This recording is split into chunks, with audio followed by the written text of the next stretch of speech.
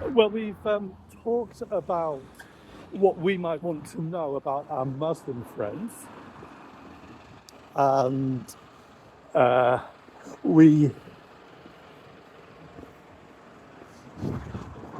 have thought about the challenge of Islam. But actually, if we are going to get to know and love our Muslim neighbours, then we should also be thinking about what they might want to know about us. And there's a couple of things to say about that here. First, that particularly in this current climate where immigrants and Muslims are portrayed as a threat, as an invasion, then we might want to stop and pause and think that for many of them, we may be seen as the threat. And there's two ways in which that might be so. By the way, what I'm going to do, I'm going to, in this video, talk about this first of all. And then we're going to do another video where I'll talk more about the specific kinds of things that Muslims might want to know about us and our beliefs and our faith. But I wanted, first of all, to start with this because, like I said, all of the attention has been, there's this danger, this threat of Islam, this invasion that's threatening our culture. Now pause for a second and put yourself in the shoes of, well, let's start with a Pakistani immigrant.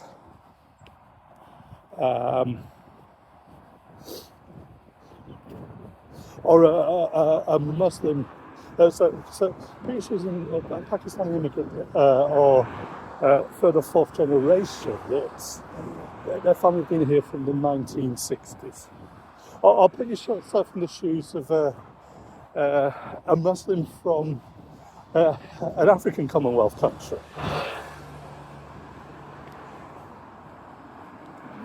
We talk a lot about people coming here and this threat to our culture, but they might say, but you came over to where our families were first. And they may push back even further into history and say there's a small map of this thing called the Crusades, when people from Western Europe turned up and invaded and attacked Muslim countries. We might want to get into debate about whether or not Jerusalem should have been a Muslim territory or not, but get that context. And then, what have we seen in history? Well, that contact who came to us first is a reminder that there was this thing called the British Empire. And so, in fact, when people were coming here, certainly those early stages of immigration, it was people not moving to a completely different realm, if you like, but actually moving to the centre of that empire. It invited here because of the need for people to come and fill jobs and fill roles after the wars, to fill positions. Bradford, that the need for people to come and repopulate the Wellingtons. But there'd been that long history of Great Britain having an empire, and India, eventually partitioned by Britain. India, that whole subcontinent being under the British Raj. And there may be some things that people, some more on the Indian side, would look back on and say that was a positive outcome. I mean, some of those things do quite up. There were people that say there were good things in that history.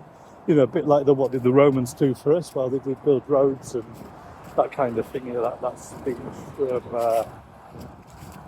Life of Brian. But it was still an outside power. It was still a different culture that came in.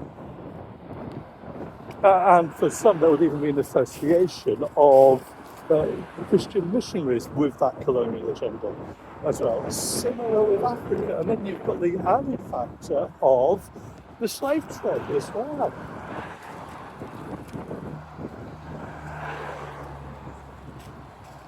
So that's the first level.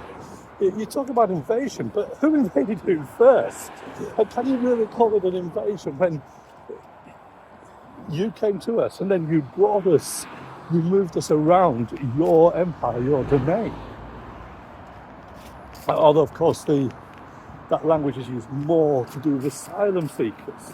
Though even those asylum seekers, every people from places like Afghanistan will be looking and saying a lot of where we are today is a consequence of your actions in history. Again, Afghanistan was part of the British Empire. One of the things that is sort of notorious about Afghanistan is whether it's the British or the Russians or the Americans, that it is at different stages of history being under foreign occupation. But those foreign occupations have never worked out, have always ended up in embarrassing retreat. That's another topic again.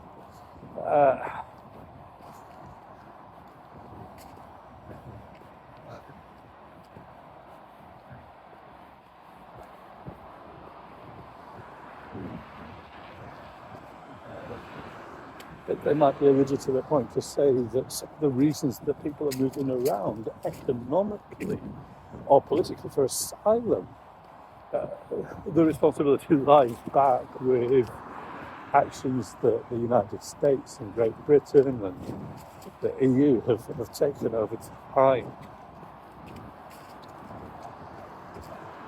But then there's the individual level, because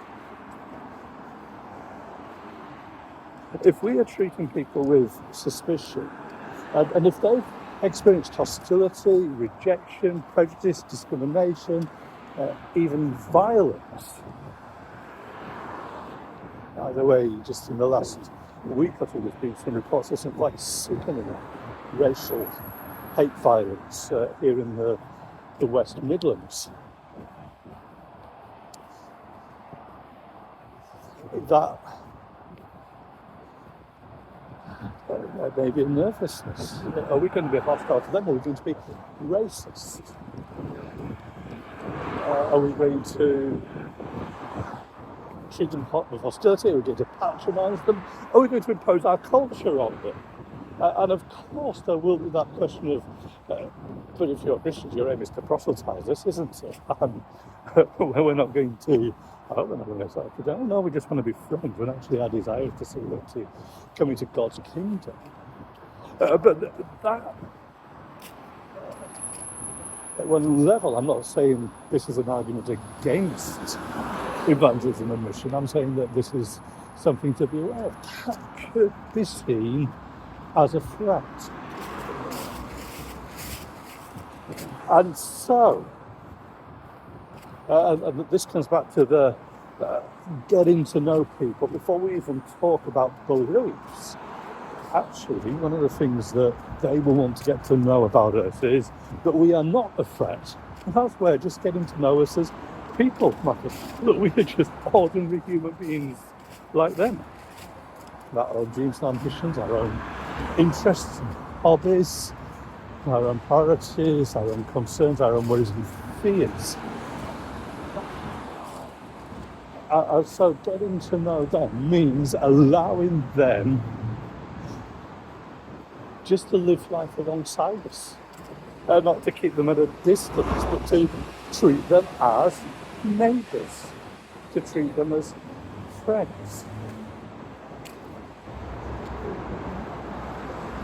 And that will come back to just the basics of showing hospitality and receiving hospitality, offering help, but also being willing to let them help us as well.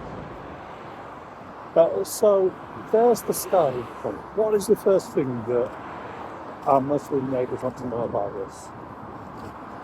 They want to know that we have affairs. And in the future video we're going to talk a bit more about the religious questions. Thanks for listening in.